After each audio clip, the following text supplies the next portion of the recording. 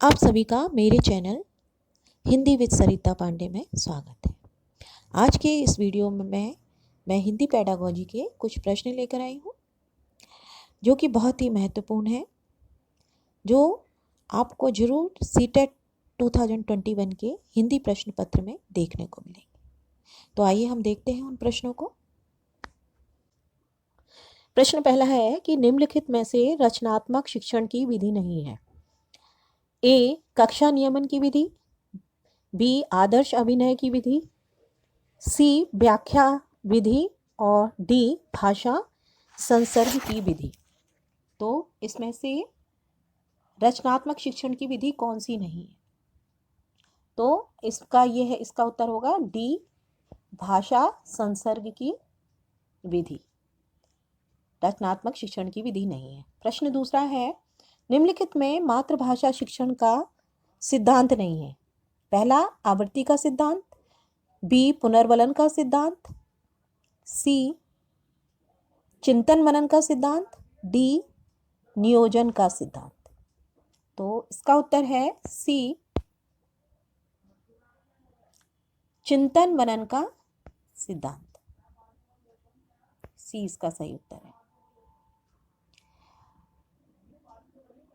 तीसरा है, मातृभाषा हिंदी शिक्षण में विस्तृत ज्ञान से अभिप्राय है। ए. भाषा के तत्वों का ज्ञान, बी. हिंदी साहित्य का ज्ञान, सी. विषय में रुचि एवं लगन, डी. ये सभी। तो इसका उत्तर आएगा डी. ये सभी।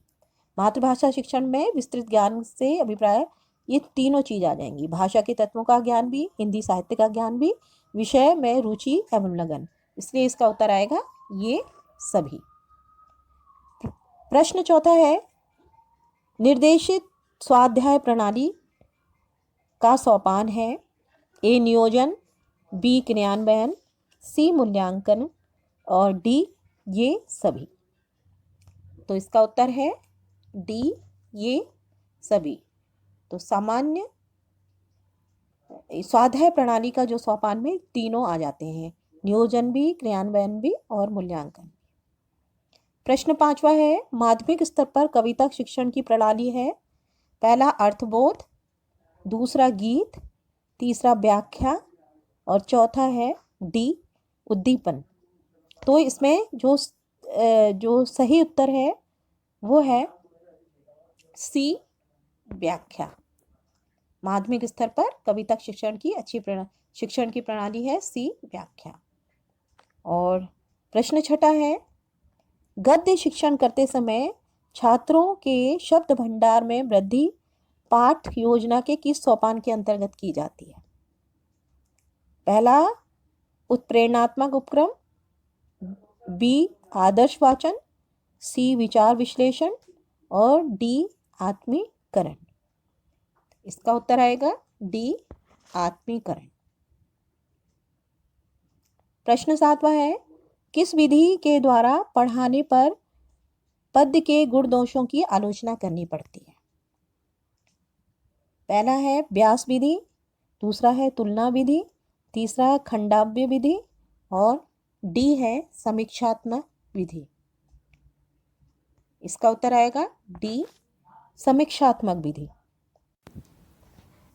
प्रश्न आठवां है, निम्नलिखित में से किस विधि में व्याकरण का सैद्धांतिक ज्ञान न देकर व्यवहारिक पक्ष पर अधिक बल दिया जाता है? ए. आगमन विधि, बी. निगमन विधि, सी. आगमन निगमन विधि और डी. भाषा संसर्ग विधि। इसका उत्तर है डी. भाषा संसर्ग विधि। डी इसका उत्तर आएगा। प्रश्न 9 है,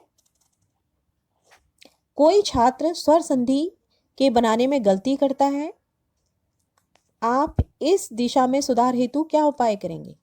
ए. निदानात्मक परीक्षण करेंगे, बी. उपचारात्मक शिक्षण देंगे, सी. सामान्य शिक्षण, डी. अभिभावक को शिकायत करेंगे। तो इसका उत्तर लिखेंगे आप बी. उपचारात्मक शिक्षा देंगे। प्रश्न 10 है, विद्यार्थियों को गृह कार्य देने से विद्यार्थियों को लाभ है। ए, घर पर नियमित रूप से स्वाध्याय करने का अभ्यास। बी, स्वयं चिंतन मनन की शक्ति का विकास। सी, अतिरिक्त समय का उपयोग एवं विद्यालय एवं घर के वातावरण का सानिध्य। डी, उपर्युक्त सभी। तो 10वें का आएगा डी, प्रयुक्त सभी। विद्यार्थियों को जब हम घर के लिए होमवर्क दिया जाता है तो वो नियमित रूप से स्वाध्याय तो करते ही हैं, साथ में वो अपने स्वयं चिंतन मनन की शक्ति का उनका विकास भी होता है और अपने परिवार और विद्यालय का सानिध्य भी उन्हें मिलता है। और तो ये सभी तीनों आते हैं, इसलिए इसका उत्तर आएगा जो है इसका डी, उपर्युक्त सभी। प्रश्न 11 है, गाल बजाना मुहावरे का अर्थ है। ए, हल्ला करना। बी, थप्पड़ मारना। सी, डींग हाँकना। और डी, बहाने बनाना। तो इसका उत्तर है डींग हाँकना। सी, डींग हाँकना इसका उत्तर है। प्रश्न 12, अमावस्या का विपरीत शब्द है।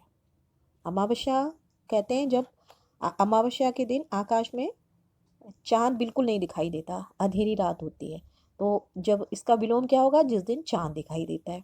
तो चांद किस दिन दिखाई देता है? ए, प्रतिपदा। बी, प्रदोष।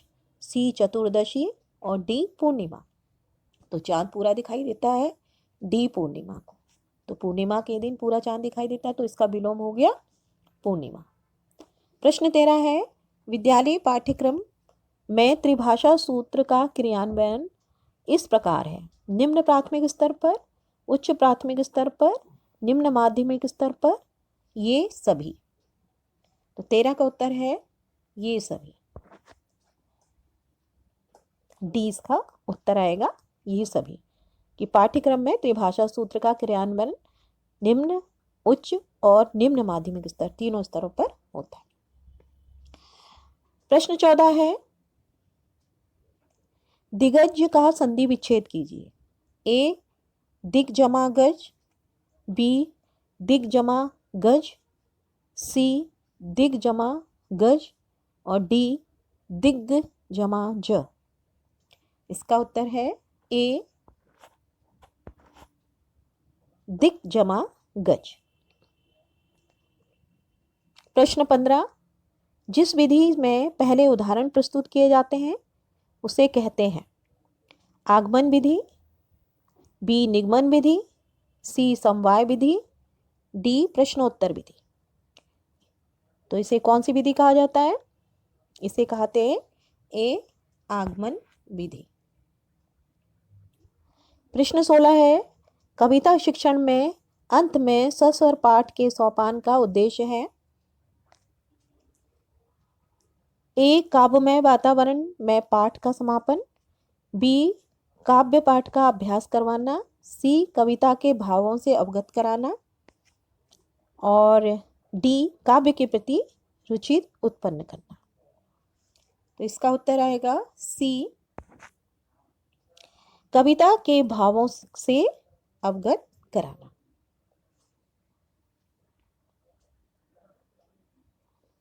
प्रश्न 17 है, शिक्षक पाठ्य पुस्तकों का उपयोग करता है। ए, अध्ययन में। बी, पाठ्य योजना में। सी, कक्षा अनुदेशन में। और डी, उपरोक्त सभी में। तो इसका उत्तर होगा पाठ्य पुस्तकों का उपयोग उपरोक्त सभी में। डी इसका उत्तर है। अध्ययन में भी करते हैं अध्यापक पाठ्य पुस्तक का उपयोग, पाठ्य योजना बनाने में भी और कक्षा अनुदेशन में भी। तो इसका उत्तर है उपरोक्त सभी। प्रश्न 18 है, मूल्यांकन प्रक्रिया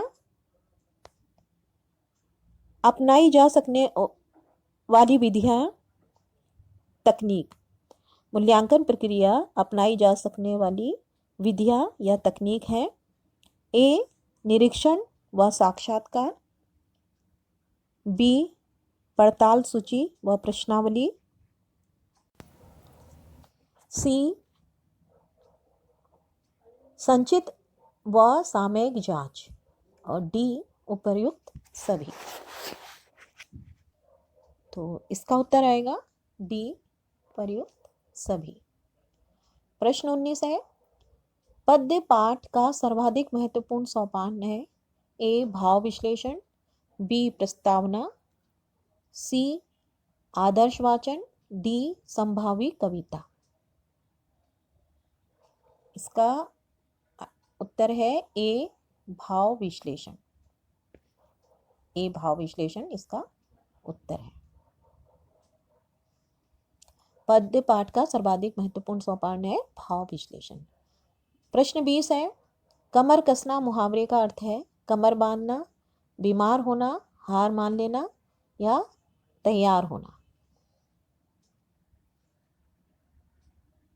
इसका उत्तर होगा डी तैयार होना। प्रश्न 21 है, मातृभाषा शिक्षण का सिद्धांत निम्नलिखित है। अभिप्रेरणा का सिद्धांत, रुचि का सिद्धांत, क्रियाशीलता का सिद्धांत, उपरोक्त सभी। तो इसका डी उत्तर आएगा, इसका उपरोक्त सभी। कि मातृभाषा शिक्षण का जो सिद्धांत है वो अभिप्रेरणा का सिद्धांत भी है, रुचि का सिद्धांत भी है, क्रियाशीलता का सिद्धांत भी। तो उपरोक्त सभी इसके अंतर्गत आएंगे। प्रश्न 22 है, सामान्यतः जिन विषयों का शिक्षण विद्यालय में होता है वह कहलाता है ए शिक्षण, बी पाठ्यक्रम, सी अधिगम और डी समायोजन। तो वो कहलाता है बी पाठ्यक्रम।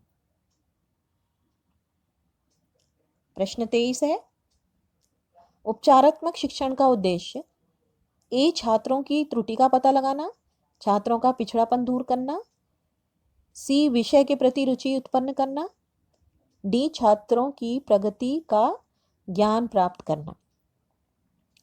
तो इसका उत्तर है कि पिछड़े छात्रों का पिछड़ापन दूर करना। उपचारात्मक शिक्षा का उद्देश्य होता है छात्रों का पिछड़ापन दूर करना। प्रश्न 24, उपचारात्मक शिक्षण की आवश्यकता होती है ए दृष्टि दोष वाले बालकों के लिए, बी कक्षा स्तर के अनुकूल प्रगति न करने वाले बालकों के लिए, सी आदिवासी बालकों के लिए और डी सृजनशील बालकों के लिए। तो उपचारात्मक शिक्षण की आवश्यकता किससे होती है? तो इसका उत्तर आएगा बी। बी इसका उत्तर है, कक्षा स्तर के अनुकूल प्रगति न करने वाले बालकों के लिए उपचारात्मक शिक्षा की आवश्यकता होती है। प्रश्न 25 है, भाषा शिक्षण में अधिगम सामग्री का प्रमुख दायित्व है कम से कम समय में अधिक ज्ञान दिया जाना, छात्रों का ध्यान पाठ में केंद्रित होना, सी शिक्षकों द्वारा शिक्षण कार्यक्रम में कम मेहनत किया जाना और डी विषय वस्तु के कठिन स्थलों का उचित स्पष्टीकरण करना। तो इसका आएगा डी, विषय वस्तु के कठिन स्थलों का उचित स्पष्टीकरण करना अधिगम सामग्री का प्रमुख दायित्व है। प्रश्न 26 है, नैदानिक परक पत्र बनाने की आवश्यकता है। नैदानिक परक पत्र बनाने की आवश्यकता है ए प्रतिभाशाली बालकों की पहचान के लिए, बी छात्रों की कमजोरी का पता लगाने के लिए, सी छात्रों का वर्गीकरण करने के लिए, डी छात्रों की प्रगति की जानकारी प्राप्त करने के लिए। इसका उत्तर है बी, छात्रों की कमजोरी पता लगाने के लिए। प्रश्न 27 है, राष्ट्रभाषा किसका प्रतीक है? राष्ट्रीय एकता की, ए बी बंधुत्व की, सी प्रेम की, डी वसुदेव कुटुंबकम की। तो इसका उत्तर आएगा ए राष्ट्रीय एकता की।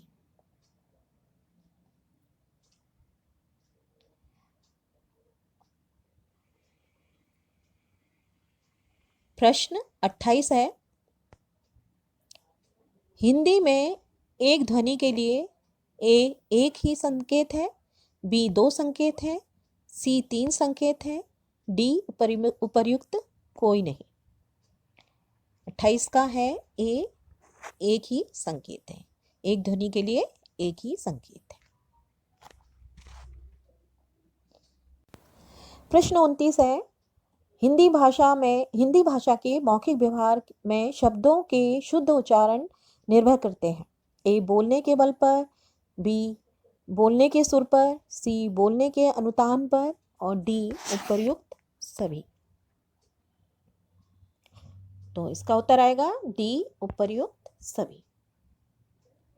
प्रश्न 30 है, एक भाषा बोलने वाले लोगों में क्या भावना पाई जाती है? ए द्वेष की भावना, बी विचार अभिव्यक्ति की भावना, सी सहानुभूति की भावना, डी राष्ट्रीयता की भावना। इसका आएगा सी सहानुभूति की भावना पाई जाती है। एक से जो भाषा बोलते हैं उन लोगों में आपस में प्रेम होता है, एक दूसरे के प्रति सहानुभूति की भावना होती है। तो इसका आएगा उत्तर डी। तो ये तो थे CTET में पूछे गए हिंदी पेडागोजी के कुछ प्रश्न। अगले वीडियो में मैं आपके लिए कुछ और उपयोगी प्रश्न लेकर आऊँगी। तब आप हमारी वीडियो को इसी तरह से देखते रहिए और इसे लाइक एंड सब्सक्राइब कीजिए।